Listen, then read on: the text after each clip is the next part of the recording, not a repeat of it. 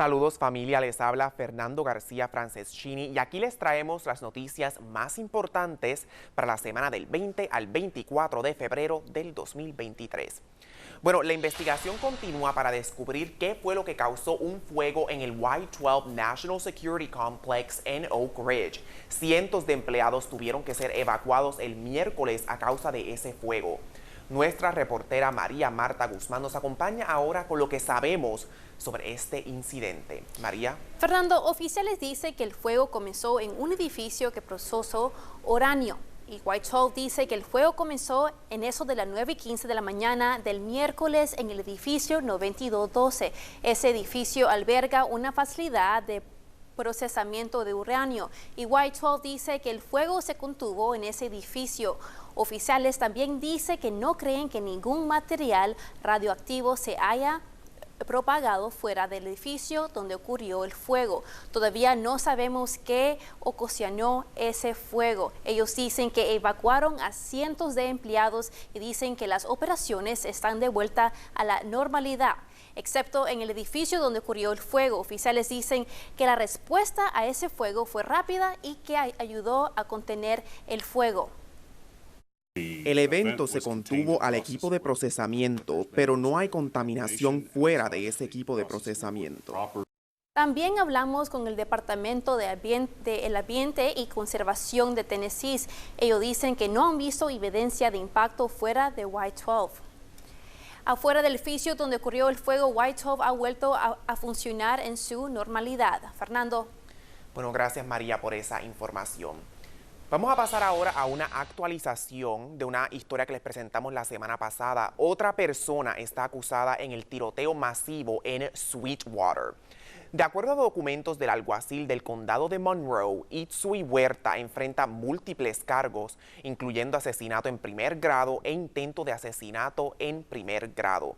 3 personas resultaron heridas en el tiroteo de la semana pasada y 2 otras personas murieron, incluyendo un hombre y una niña de 2 años.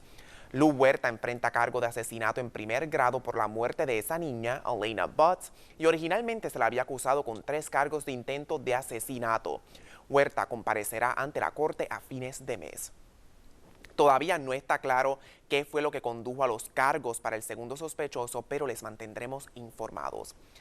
Ahora, a nuevos detalles, una autopsia revela la causa de muerte de una mujer que murió en custodia de la policía. De acuerdo al reporte, Lisa Edwards sufrió un derrame cerebral y luego murió en un hospital. La fiscal de distrito del condado de Knox dice que los policías envueltos no enfrentarán ningún cargo. La policía de Knoxville dice que Edwards fue dada de alta del Fort Sanders Medical Center, pero que se rehusaba a irse. Policías luego la arrestaron, pero dicen que perdió la conciencia en el auto. La fiscal de distrito, Sharm Allen, dijo en parte que la interacción de Edwards con policías no contribuyó a su muerte. Y usted puede leer su comunicado completo en wbir.com. Bueno, ahora pasamos a 2 proyectos de ley en Tennessee relacionados a jóvenes y armas de fuego. Un legislador estatal quiere que se les permita a los estudiantes universitarios cargar armas de fuego en las universidades. Si este proyecto de ley es aprobado, estudiantes tendrían que participar de un entrenamiento para luego recibir un permiso que les permitiría cargar armas de fuego. Y disminuir la edad permitida para cargar un arma de fuego también está bajo debate en el Capitolio de Tennessee. Un senador quiere bajar la edad legal de 21 a 18 años. Ahora mismo, un joven de 18 años puede comprar un arma y dejarla en su casa o su auto, pero no puede cargarla consigo. Y ahora al pronóstico del tiempo para su fin de semana. El viernes será mayormente nublado y más frío con temperaturas en los bajos y medios 50. Sepa que existe la posibilidad de lluvias en la tarde. Y la lluvia lamentablemente se quedará con nosotros el sábado con temperaturas máximas en los bajos y medios 50. El domingo también podríamos ver aguaceros dispersos, aunque estará un poquitito más cálido con temperaturas máximas en los bajos 60.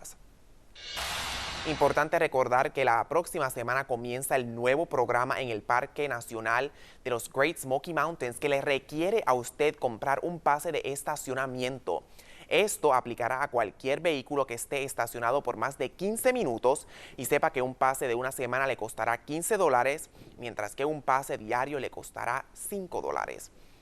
Bueno, para más información recuerde visitar nuestra sección en wpir.com y también recuerde unirse a nuestro grupo en Facebook, Noticias WPIR, para mantenerse conectado.